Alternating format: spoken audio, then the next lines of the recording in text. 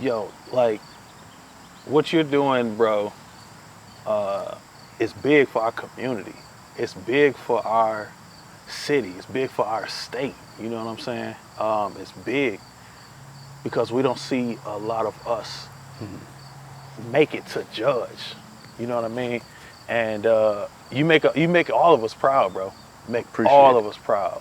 What was it like to sit on that bench when you were sworn in? What was that ceremony like? What were the feelings? What were the emotions that was flowing through you as you swore that oath and you sat on that bench for the first time?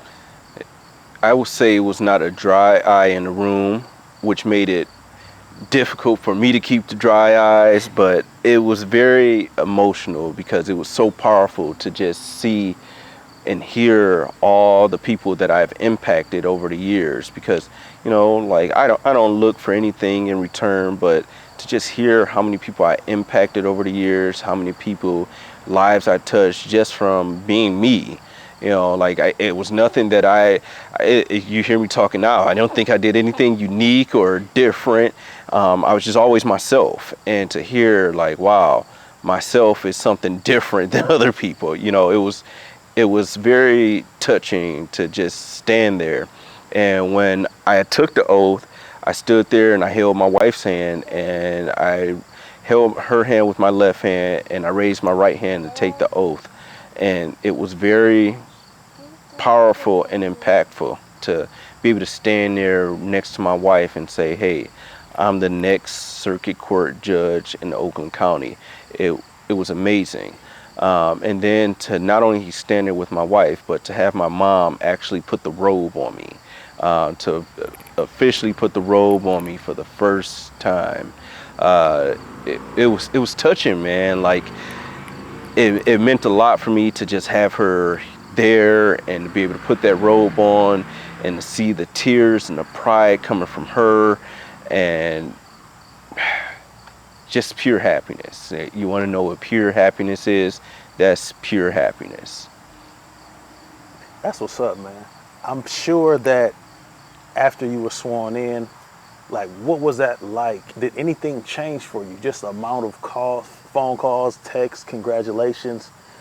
Everybody want to do, I'm sure everybody want to do an interview with you. How did things change, or how fast did it change once the first article might have came out, or the post on social media came out? How did that Yeah. affect you? It was a complete 180 from how my life normally is. You know me personally, that no one knows. I'm very quiet. I stick to myself. I have my close friends that I hang out with, and that's it. And the news went out about 3 weeks ago. That's when the governor officially did the press release, and I could share it with everyone. And my phone, when that press release went out, before I could even look at my phone, I was sitting in my office at the prosecutor's office. I had a line from my door all the way down the hall just from fellow prosecutors coming, just wanting to say congratulations. My phone just started nonstop vibrating. It literally started to get hot on the back of my phone because it wouldn't stop vibrating from all the texts, from all the emails, from all the calls. 3 weeks later, I'm still getting a bunch of texts, a bunch of calls, a bunch of emails, messages, and I can't answer everyone. I'm getting pulled from left to right, and I won't say it as a negative thing because I'm not going to complain. This is what I asked for. I'm a public servant, and now I'm out in the public. And so I kind of expected this, so I would never complain about it. But I've been asked to do interviews here, do interviews there, be on the radio show here, do this, come speak. I'm doing a commencement speech for my law school, which is amazing. I've been just pulled everywhere in a good way, but just trying to keep that going, trying to stay motivated, and communicate with the people, because a lot of the times the community, they don't know what judges do. For our community, it's almost impossible to even touch a judge, to see what they do, to reach out and shake their hand, because everything becomes so closed, and there's rules that, you know, I can't do everything, but I want to be more transparent, let people know what's going on in the courthouse, what's going on in the courtroom, to the extent that I can, that's allowed by the judicial ethics.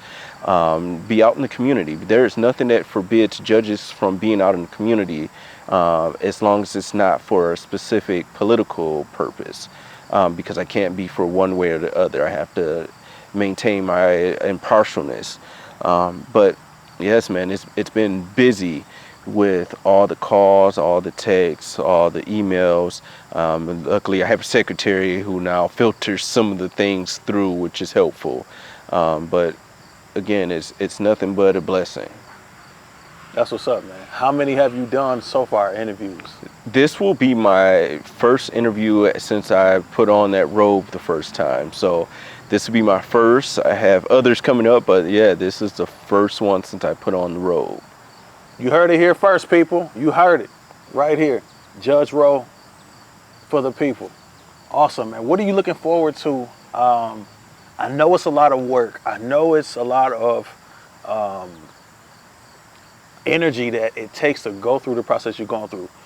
What are you most excited about with this new position as judge? What are you excited about the most? Making a change, transparency, bringing a person to the court. As you see, I'm not in a shirt and tie. I'm not in a suit, because I'm a person. I get tired just like everybody else. I want to relax and put on something comfortable just like anyone else. And I want to bring change to the bench. We all know that mass incarceration is an issue.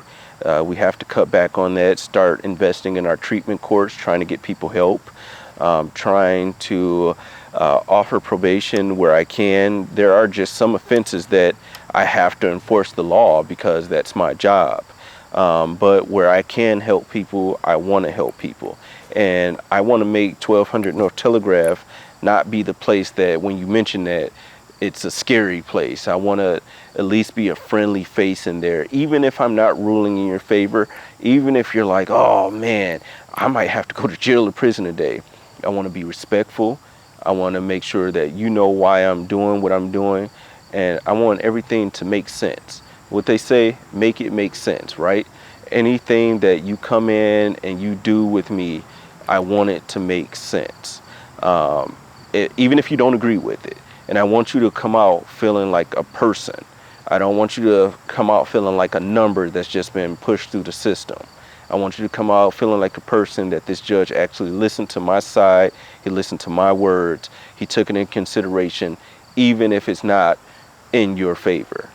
And so that's the job, man. That's what I want to do, and that's my goal. That's what's up, man. To any young person from the hood, any young person, any young black person that don't know what to do with their life, who don't feel like they're capable of succeeding, they might be afraid of success. What kind of advice would you give to them? Don't let anybody tell you you can't do it. That's the biggest piece of advice I can give. Don't let anybody tell you can't do it. Follow your dream. I was told that I shouldn't go to law school because I didn't get a high LSAT score. I didn't have the highest GPA. Don't go to law school. Don't do it. I was told, oh, don't try to become a judge. You're too young. You're this and you're that. Don't try to become a judge. Don't listen. Don't let them tell you can't do it. Be you, do what you want to do, and just keep your head down and keep working.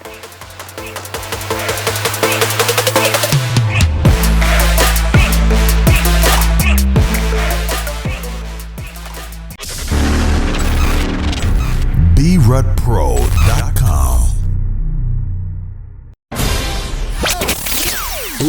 Log on. Right here.